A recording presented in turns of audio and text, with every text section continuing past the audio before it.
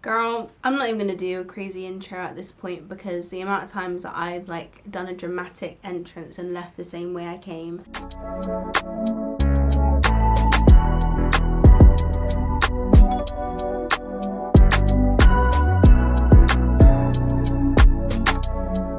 Hey guys, welcome back to my channel. I have not seen you guys' beautiful faces in 2 months. This is not about saying that I'm grinding now and that, you know, times have changed and I'm back on it again, like you're going to be seeing me more frequently. No. Even though I hope that to be the case, but saying it is just not realistic and it's not helpful for my brain. You guys have been telling me that I need to just accept the fact that my life is different now and schedules are different, so it's understandable that you guys have been telling me this, and I appreciate that, and I always appreciated it, but I never accepted it. As you guys know, I started a new job in August and I've been like doing full-time work since last year, November. So my schedule has been different. Like I've been focusing on other things. I don't have all the time in the world like I used to during like lockdown and stuff where I could just film loads and loads of videos for you guys. But for some reason, I could literally get like the fattest promotion, the fattest pay rise. I could have like the mayor come and speak to me. And in the back of my head, I'm thinking, but I haven't filmed that YouTube video last week. Like I'm literally not even lying. It's getting like ridiculous. It's always been ridiculous. It's understandable because this is a massive passion of mine. I think it will continue to be. But it's just not realistic. And I need to just be honest with myself, because if I say that I'm going to be back and then I'm not back, I feel rubbish, you guys are confused where I am, and it's just like we are not building a good level of trust. And by the way, this is not just YouTube issues, like this is Elodie's life issues. I like things to be exactly how I imagine it in my head. I really struggle to like give myself a break. If my mum and my boyfriend are watching this, they would 100% agree with me. It's just really bad. So now I'm just here to talk about it, but hopefully help you guys, if you guys are like me, to not be like me.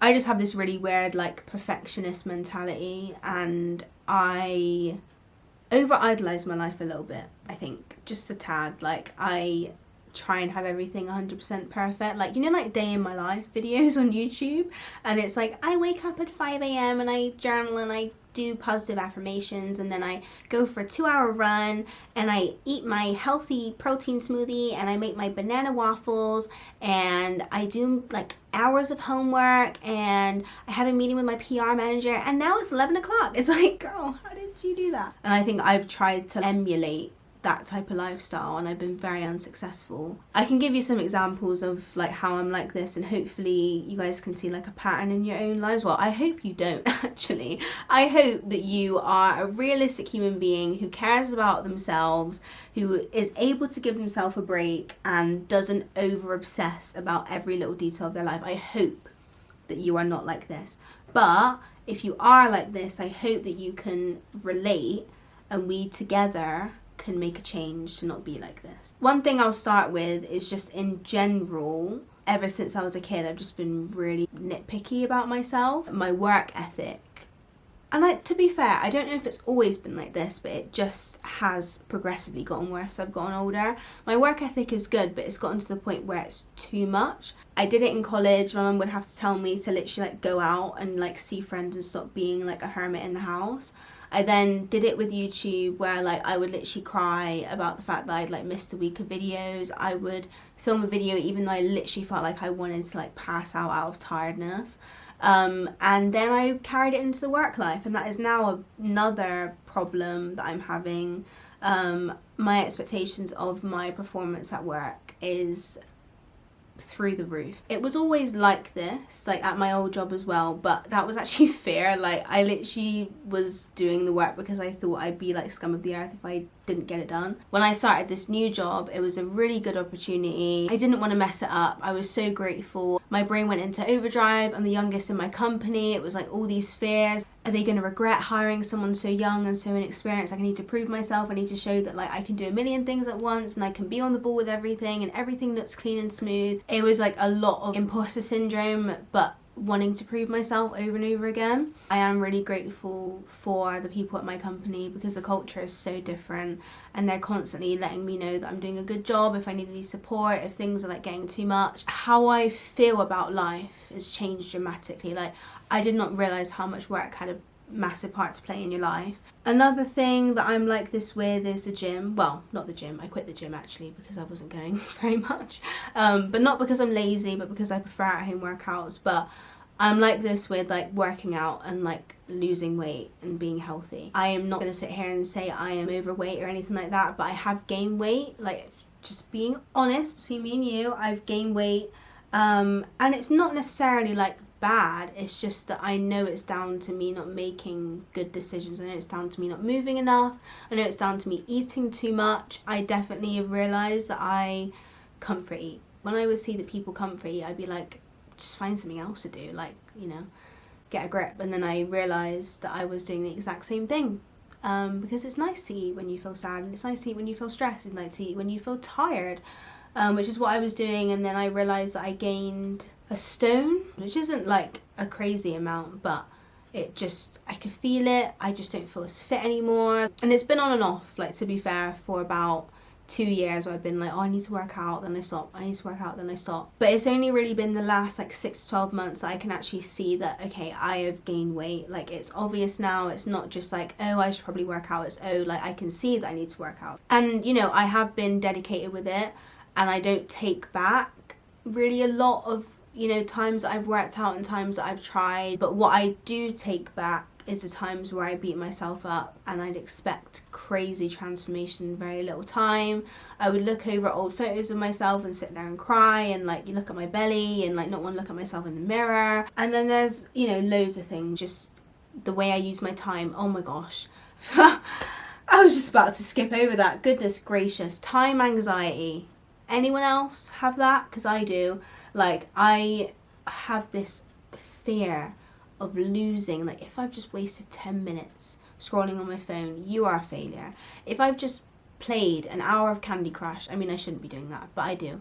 I love Candy Crush. If I play an hour of Candy Crush, I think I'm a failure, and that, you know, God's not going to let me into the gates of heaven because I got to level 300. That's actually something to be proud of, thank you very much. And even like weekends especially, I think because I'm so busy during the week and all I really have time to do is come home, eat, shower, maybe do an exercise, tidy my room a little bit, and like read my Bible or something and go to bed. So weekends I'm like, okay, you know, grinding time, like back to the whole YouTube thing. Like, I've got this in my mind of like, I've got this free time and now I can use it in the right way. Like, I've just got a very entrepreneurial, like constantly working towards something mindset, like very, very busy. And if I chill, if I dare watch a whole episode of The Crown on Netflix, if I dare just sit and like have a lie-in, oh my gosh, having a lie-in, hell no. You're not allowed to do that if you're elodiecjones on a Saturday morning. Like, if it takes me 20 minutes extra to get out of bed because I'm really tired, I am beating myself up. But it's like, why are you even trying to get out of bed? Like, where are you going? Who are you seeing? No one. Like, I don't even have friends. I do. Sorry to everyone that is my friend. And then the last thing, which is the most important thing, which actually is the core of all of these problems, is my anxiety and my controlling nature towards my relationship with God. I even look back to when I first became a Christian.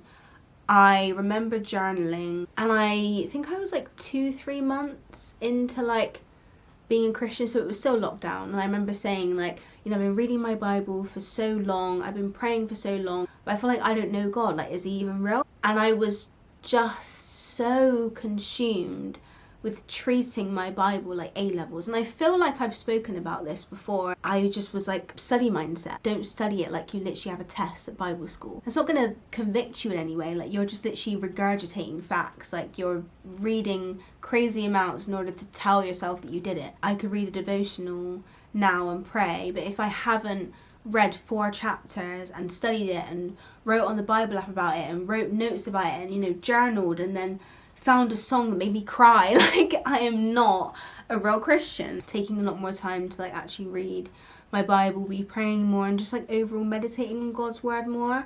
But I think one thing that's hindering it is that I just think I have to go from 0 to 100. Like, I'll be praying to God and I'll be like, God, like, I just want to get to know you more. Like, I just want to be on fire for you again. Like, just very like charismatic Christian vibes. And there's nothing wrong with wanting to be on fire with God.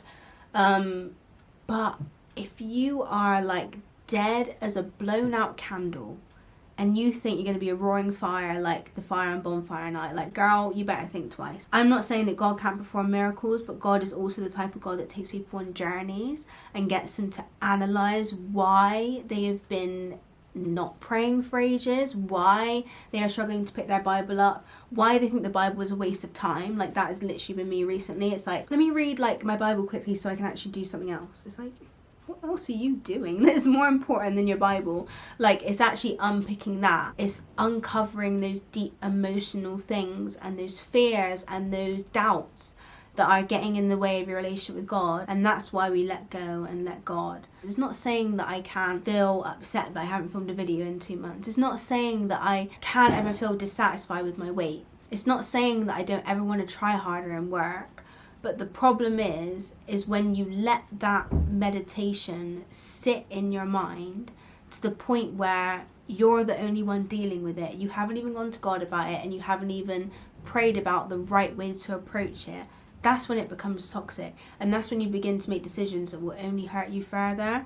And that's what I'm doing to myself. That's why the let God part is so important. For instance, Naz is obviously a man. He's stronger than me. I'm carrying a bag that's really heavy. I'm not just going to drop the bag on the floor and be like, oh, I can't carry it anymore.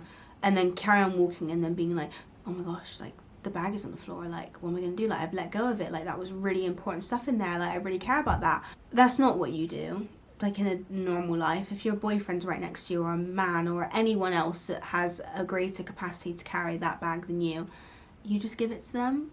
And I wouldn't give it to him and then be like, oh my gosh, like, there's some valuable stuff in there. Like, what's going to happen? Like, I've just completely like lost myself. Like, I don't even care about what's in that bag anymore. Like, I am just, you know, a reckless individual. Like, no, I've given it to someone that I trust. I've given it to someone that's stronger, and I've given it to someone that's not going to feel the pain that I feel from carrying all of that. Why don't we do that with God? You are letting go of the weight, but you're not letting go of the care you have. And I think that's something that control freaks, aka me, do a lot of the time, where the thought of letting go of a problem is really, really scary. But humans, we are so fixated on doing it our way and doing it right, when we realise that the right way isn't our way, it's God's.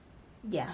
That is my TED Talk, and that's all I have to say. My goal is to be back on here as much as possible, but as this video proves, it is not a healthy idea for me to say, I will be back, I will be doing this, I will be doing that.